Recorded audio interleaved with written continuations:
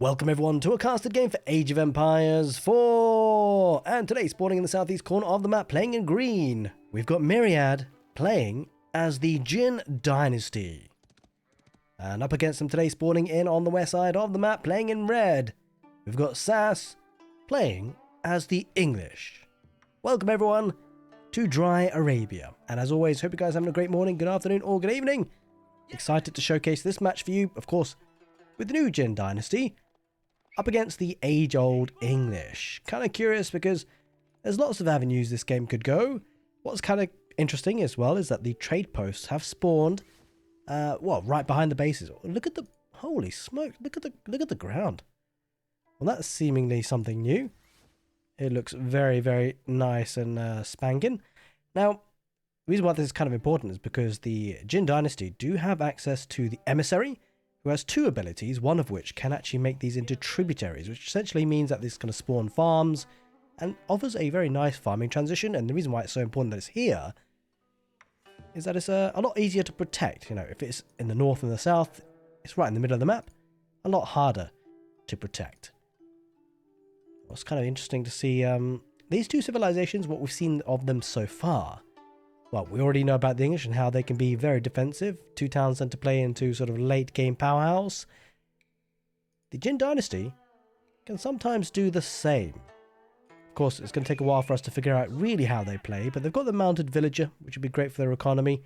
It's expensive, but it is indeed great at gathering resources. Gathers at it have a lot faster rate. Have a look at these numbers. So farms 90% faster, and other resources 120% faster. Now, curious to see that actually Myriad not opting to go for the food on the map. Because what we have found is a lot of players playing the Jin Dynasty would typically go for the deer camp. And primarily because, well, you just gather the food so fast. But also, more importantly, whilst these are very important units, they are expensive and you don't want to lose them. Well, it's a lot harder to lose them than, say, a villager because they've got great movement speed. 1.42 tiles per second, just a little bit slower than a scout, and you can often run away from enemy attacks. So, yeah, I mean, obviously the players are starting to play the civilizations for the first time, most likely. We have seen a lot of Jin Dynasty players go for the deer, and I think it's a very good idea for them. Now, speaking about choices, well, Flower Pagoda is what Myriad is choosing to go up to the next age with. Two options. Flower Pagoda will give you a bit of a boost of your economy, but also when you do lay the flowers down, it actually increases the attack speed of your units. The other option could have been the Great Pasture, which acts as a war stable and a grassland. And now the grassland, you might be wondering, what is that all about? Well, it's a structure you can build. You can build them over grassland posts. And the grassland post comes on the map. When you build a landmark, you get little posts that pop up, and you can build the grasslands on them. Now, the whole point of the grasslands are they spawn horses. They can use the horses to make the cavalry cheaper. In any case, we're going to see the Flower Pagoda here for the Jin Dynasty, a bit more of an economy, the economy side of things, going for that approach. And it's probably going to be pretty passive in the early game, I would have thought here, in this particular matchup and the way it's playing out. Abbey of the Kings here for the English. No real surprises there. And I would like to say, by the way, a very big thank you for everyone who's been supporting the channel. You guys are absolutely legends, especially the YouTube channel members, of course, and the Twitch subscribers. Thank you, thank you, thank you. Alright, new age begins, because Myriad has got to the next stage. Now, he's actually going for the deer camp now. It's better late than never. It's kind of a nice approach here, though, because he's going to be able to get the flowers deposited, as you can see.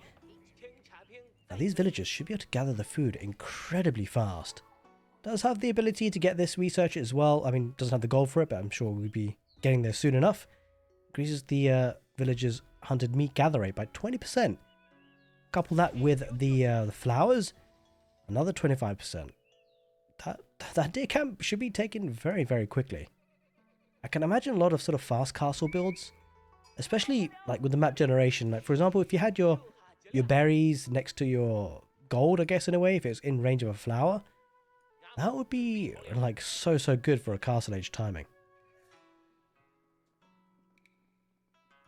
In any case, it's going to be a second town centre here for Sass and the English. No real surprises there. Just scouting his opponent. Spots the stable, and it's going to be an Iron Pagoda opening. What's kind of curious is what by the Jin Dynasty, they don't actually have an archery range, but they do have an archer like on horseback unit called the Mohe Tribesmen. Make them from the stable. I wonder if we'll see that today. Bear in mind, as you can see, it's kind of a double unit menu here because of the fact that this one is when you're under the influence of a grassland. So you see the base building kind of important in this situation because once a horse does spawn on this building, the grassland, be able to get the units for a bit cheaper. So comparatively, 75 food, 20 wood for a horseman, as opposed to the 120. 100 for the food, 20 for the wood for the usual cost.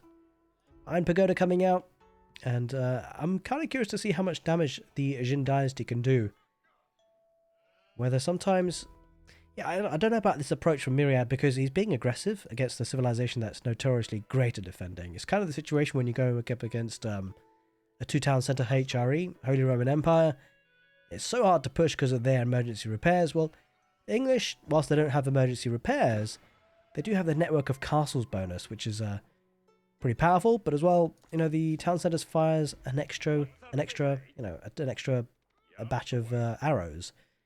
So pretty hard to do significant damage, especially when the second town centre is right at the back. The king, pushing the units away. I'm not so sure Myriad loses anything here because of how fast these guys move. Able to keep them alive and run on home. But yeah, that's the power of going to deer camp earlier. Like in Dark Age, you can get the vast majority of the deer camp. But now, Myriad is kind of stuck with, fending with resources here at home which aren't as efficient at being gathered. Really being harassed by the English king. Now, to get the tributary and the trade post, you do need an emissary, but that can only be gotten in the Castle Age, which we are nowhere near, really, to be honest. Go for the boar. Oh, he might lose. No way. No way. Oh, he loses a mounted villager. That's actually terrible. Because these guys are slow to train. That's a big hit on the economy. Interestingly, though, he's actually starting to trade. Got the reindeer traders. So whilst he's up against a two-town centre English, Myriad will be trading. Kind of interesting to see. It's the first time actually seeing traders. Well, the reindeer traders at least. I wonder whether Sass is going to follow up with further units. He is indeed. Double barracks production of spearmen. What's kind of interesting is it does give the ability for the Jin Dynasty to go for the Mohe Tribesmen. That's exactly what he's doing. The ranged cavalry. Kind of like the horse archer, but in the feudal age. Oh, loses the scout. A little bit sloppy there from Myriad. Fighting the knight with the iron pagodas. It looks like Sass will need to run away from that position, but he can always retreat back to the Abbey of the Kings, right? There's a good chance he's going to do so. He's back on the deer, and he's on the board down the south as well.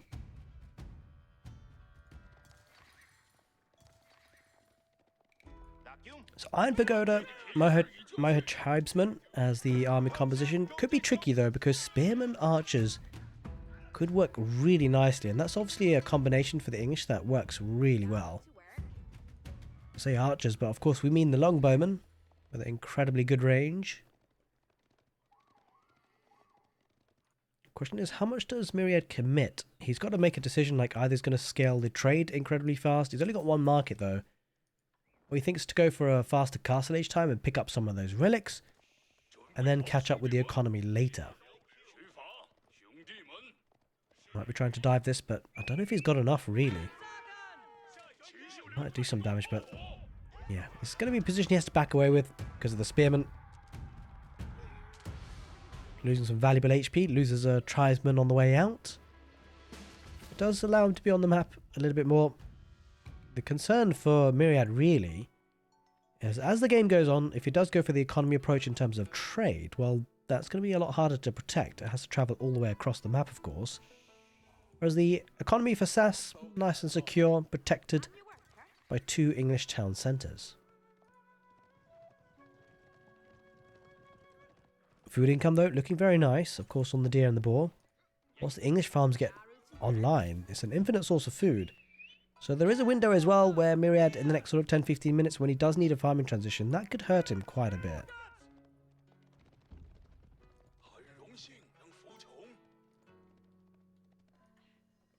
Now I think some palisade walls here to the edge of the map could work really nicely for Sass.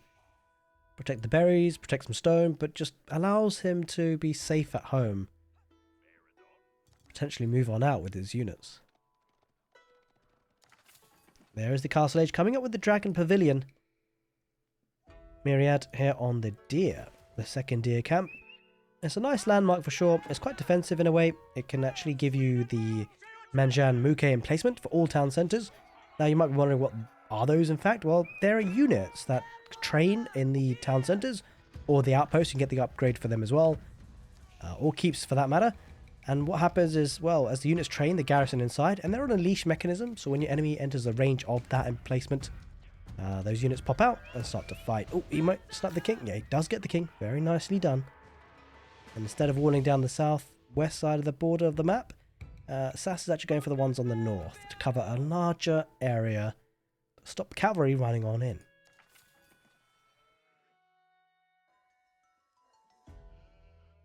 So we can see the horses, 2 of them there, at the moment at least.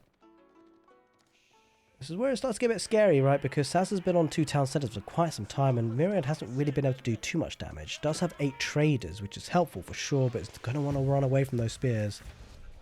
No doubt about that. And there's that castle age. We'd expect to see a monastery placed down pretty quickly, so we can get some of those relics. But Sass isn't like all that far away either. His palisade walling up to make sure that his economy is safe. I wonder about the utility of the Moheb tribesmen actually in this matchup as the game wears on, because you've always got the threat of longbows, the threat of crossbows, and in fact full crossbows would work quite nicely here for Sass. And yeah, the longbows really do make these Moheb tribesmen melt. Just upgrade them to the veteran status. He's going to ride on home. Up to 10 traders is Myriad, the 3rd stable. And a couple of horsemen added into the mix for Sass. I like it, just to keep the traders honest.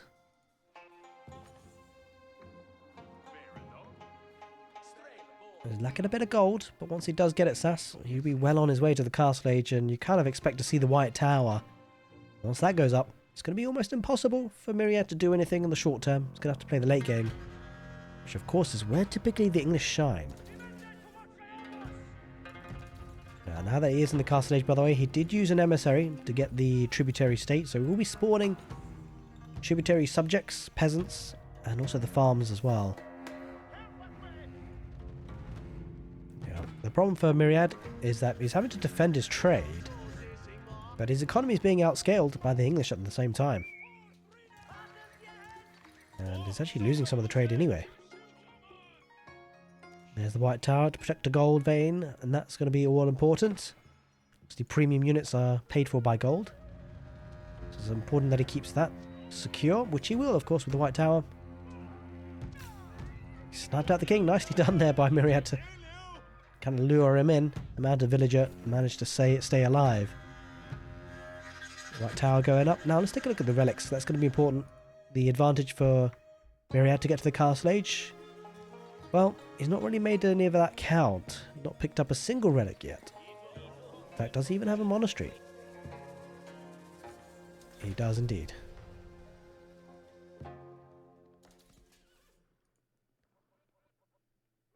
It's good to see the reindeer traders in action. There's actually a regular one too. I wonder why that's the case. That's kind of weird. They get both? It's kind of strange. Wasn't expecting to see them have access to both. Ah, so this is actually kind of cool to think about. So reindeer traders can be made from the stable. Now I've obviously been testing the civilization. Now when you do make the traders from the stable, they actually come out as the regular traders rather than the reindeer traders. I wonder if there's actually a difference between how much gold they get. 66 gold per trip for the reindeer. I need to find just a standard trader now. Is there one? Where'd that trader go? I mean, he's pushing down the north. But let me see if I can find a regular trader. Oh, there we are. Wait a minute. No way! The regular traders actually make more. Slightly more HP for the reindeer traders, but Well, okay, I thought it'd be a great thing to have reindeer traders, but apparently not. Oh, do they move faster though? 1.1 versus a regular trader. We'll take a look. Where's that regular trader? Where'd he go? Where'd he go? I've lost him again. He's got to be here somewhere.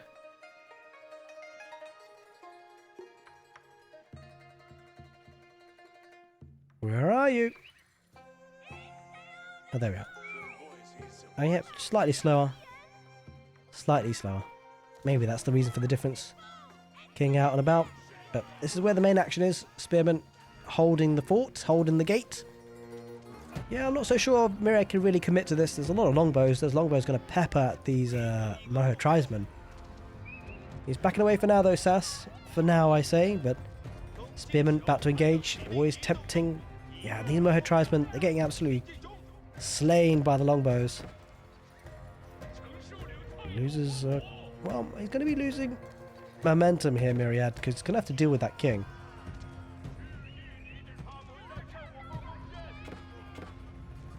Well, that could be a nice way to scale traders, actually. Use the stable, right? It's a quick way of doing it. In any case, Myriad knocking at the door, but not really making his way in. He adds a couple more knights. This is nice. The traders are melting. This is a real problem for Myriad. We talked about it earlier in the game, how this economy is a lot more exposed, harder to protect. And Sass taking full advantage of that fact.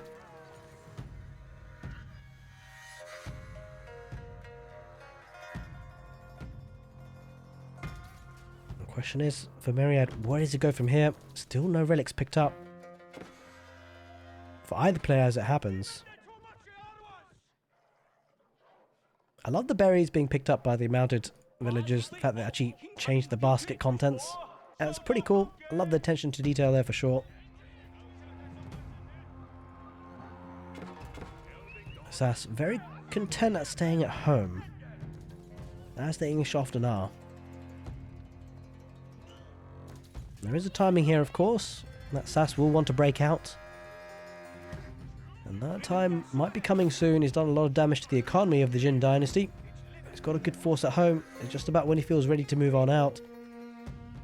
He might be feeling ready to move on out with some monks to pick up some relics, seeing as the Jin Dynasty haven't done so themselves. He's left them on the map here, Myriad, ripe for the taking. Stone being gathered as well by Sass. I wouldn't be surprised to see him think about a keep later on, just to protect the 8,000 tile gold veins. Not 8,000 tile, but 8,000 gold. Gold veins. That's going to be important in the long game if it gets there.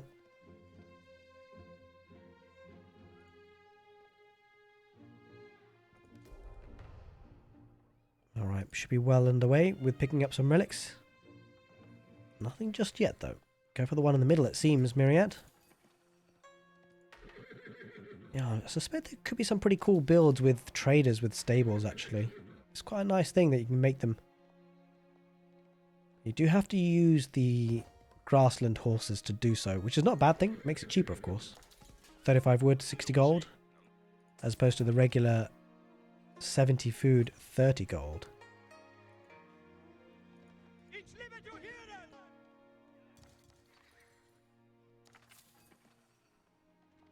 Sass probably feeling good about things. Slowly expanding the economy, protecting some gold veins. Before too long, wouldn't be surprised to see him move on out.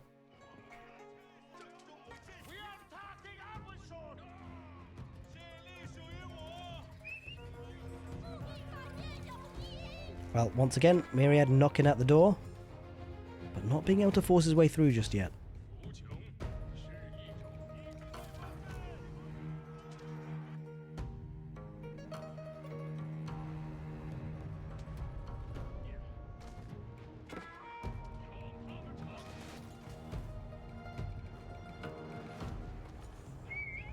Oh, sorry about the pause there for a second. Alright, well, he managed to break through one layer of palisades, doesn't get through the second. Myriad just going to rebuild that again. A bit of a cat and mouse, but Myriad never really pushing in. Oh, he might snipe that. Well, he's got to snipe that monk, right? Yeah, he will. Denies the relic income for that. Oh, been beaten to it there. Let's take a look at the relic count, actually, as it happens. Yeah, one in play for Sass. one on the way for Myriad. But, you know, the village count, you can see, it's way, way higher for SAS and has been for a long time. Granted, Myriad does have some traders. This army is very complex, actually, from the English. He's got man-at-arms, he's got crossbowmen, he's got longbowmen, spearmen, knights. You name it, he's making them. A bit more simpler for Myriad. Just iron pagodas and the Moho tribesmen. This is not looking like a fight that Myriad can take. He's struggling. It's slowly going to be pushed back. He's going to be pushed back to his base, and I wouldn't be surprised to see SAS just move on forward and take a fight. It's slow, but surely he's moving forward. The Iron Pagoda's trying to be a strong front line, but it's not really managing it. Going to extend the network of castles bonus with an outpost eventually. He's riding on in. Now, defender's advantage will come into play for Myriad as he does inch closer to his own base. He's taking the fight, but I think Sassy just wins this. He's got a good number of crossbows in the back, right? So the Iron Pagodas probably won't last too long. There's still a good front line there. It's a bit deceptive because most of the front line from the English are the man-at-arms. They're not on horseback. Moho tribesmen, they're going around the back, trying to snipe out as many of the crossbows as they can. And in the end, Myriad will clean that up. But take a look. Sass coming in with a second force. And actually wasn't all that convincing for Myriad. Now with the network of castles, this time this fight is going to go a little bit better for Sass, you think. He may need to still pull back because there's still a good number of units for Myriad. Although these Iron Pagodas, they are getting sniped now. There's just too many crossbows, right? And there it is. GG gets called. Myriad under all sorts of trouble. His trade was constantly being raided. And in the end, the English powerhouse in the late game is enough to overcome the Jin Dynasty. Obviously early days, but still a very nice sneak peek. If you would like to look at a much more in-depth breakdown of the Jin Dynasty, by the way, I do have a civilization guide. I'll leave it on the end card of your screen right now. Click on it and it will take you to it. And I hope you guys enjoy it. Take care and see you next time.